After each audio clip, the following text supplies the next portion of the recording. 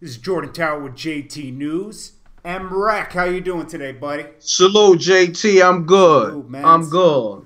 Yeah, so we got Puff Daddy out here. He did a podcast recently, and he's talking about that whole... Remember the Source Awards incident where Suge Knight came out and said, if you don't want the producer dancing on your video... And all in your videos. Yeah, come over to Death Row.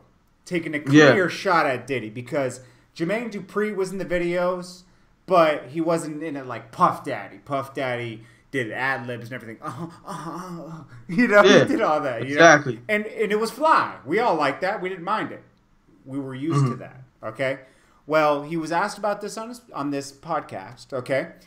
And Puffy... We call it what it is. It's Drink Champs. It is what it is. Oh, okay. It was on Drink Champs. That's right. Okay. Yeah. Yeah. No, I have so many podcasts I listen to now. I don't know where they're coming from. Okay. Yeah, so Diddy was on Drink Champs. Shout out to Drink Champs. That was a good-ass interview, and that was a good question because that hasn't been addressed. But we also... Yeah. Okay, so basically Puff Daddy said something about him and Suge were cool before that. Even Suge Knight picked him up from the airport, right? Yeah. And they were hanging with each other, and he took a shot at Diddy right after they had been chilling with each other. It's like me and you piece it out, say, yo, cool, yo, you be safe, homie. And then you get home and say, yo, fuck Jordy, you slander me on the internet. Yeah. You know what I mean? So Puffy had to go to the after party because he was running the after party at the Tunnel. That was a big club in New York back then, okay? And Puff Daddy said he had all the juice in that club. And then he approached Suge and said, yo, were you taking shots at me or what was that about? And Suge Knight said, nah, I was talking about Jermaine Dupri. Damn right you knew that wasn't Jermaine Dupri, right? Now, Puff Daddy said he could have washed him that night because he had a lot of juice. He had the soldiers, the wolves with him, and he could have washed him that night. But let's not, okay. We're talking about Death Row and Suge Knight. You think he was in New York and didn't have his wolves with him? Let's be honest. Facts. You know Suge had some hitters with him. That would have been a bloody mess in the Tunnel, and the Tunnel was already known for bloody messes. Okay? Yeah, but Suge is in New York. And at the time, you know, Diddy had it out here. You know, Bad Boy, Biggie. Oh, he could have been washed. It could have been. Yeah. Everybody in that club would have turned on Suge. Definitely. Right? Definitely. So. But do you believe that Suge Knight copped the plea to Puff on some like, nah, I wasn't talking to you. That was Jermaine Dupri? I think. You believe that? I think this is how that conversation went. He went up to Suge. And we're just instigating here. Okay? I mean, we're not instigating. We're just, you know, playing out a scenario. Okay? He went up to Suge Knight and said, yo, what's up? What's good with that thing? Who are you talking about? He probably said it like that, but peacefully. Who are you talking about up there? And he said, you know who I was talking about. That's how Suge Knight probably would respond. You know who I was talking about.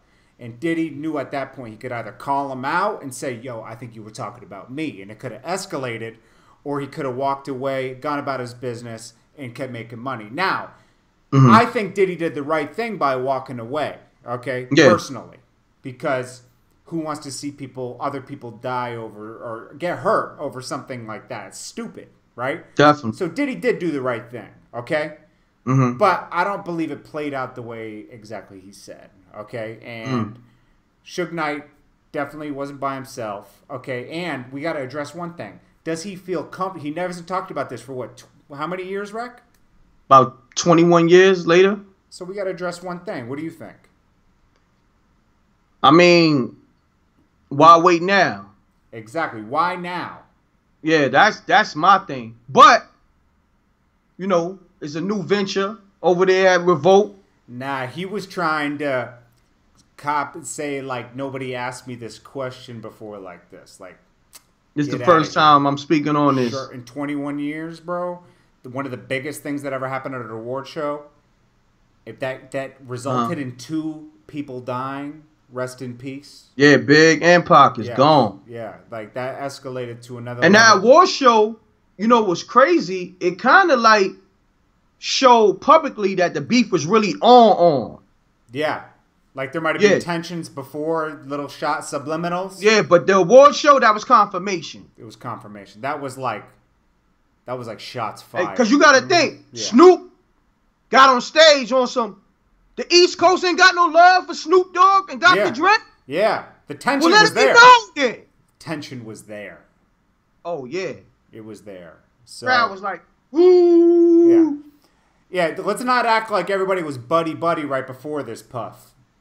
I remember, I was a kid, honestly, right? A kid. And I even heard about it, and I was too young to be into the scene like that, you know? I think we both... Myself. Yeah, like, I was super young, right? So, watching that stuff back and watching how everything played out, there was tension. I mean, you knew it as a listener. I bought all those CDs when I was like 10, you know, like, and all that, you know.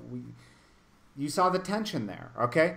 So is it convenient now because Suge's in jail? Is that why you're comfortable talking about it now? I mean, that's fine. Suge got life in jail, so I guess everybody's comfortable.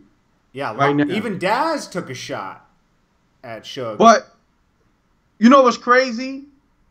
Suge Knight legacy, like his, you know, he got the legacy of a Debo. You know what I mean? Being a extortionist. Just like, I think Debo was based on Suge Knight, honestly. Yo, it's word. Because think about Debo. He got his jaw tapped. Once Suge started getting his jaw tapped, nobody was open season.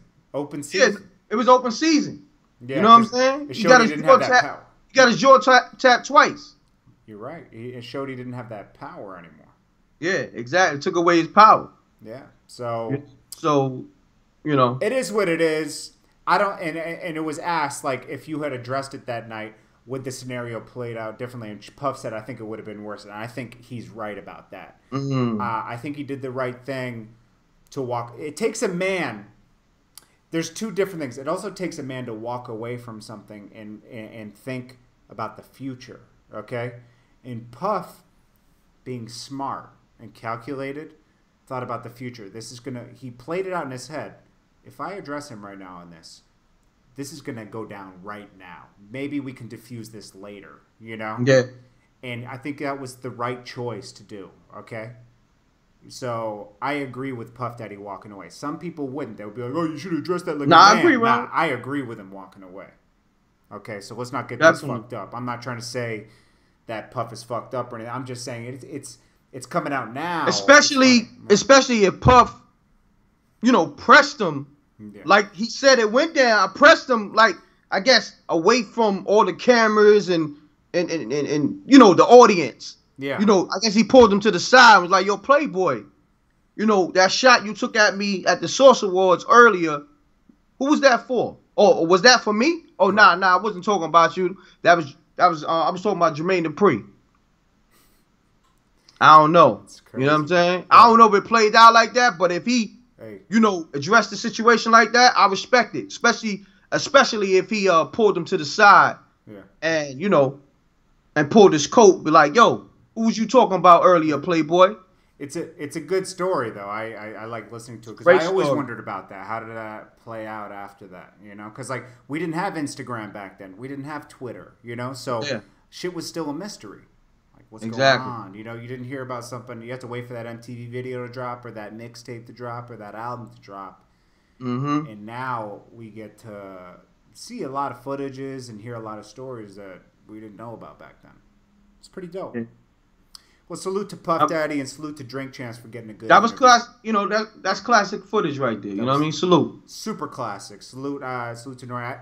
And I apologize. I didn't know what podcast it was on because I'd be listening to like Brilliant Idiots and this one. Yeah. There's so many now, but great interview. Yeah, shouts to Drink Champs, Nori, and DJ EFN. And DJ EFN, I like what he did in that interview. Nori admits to this. He interrupts people.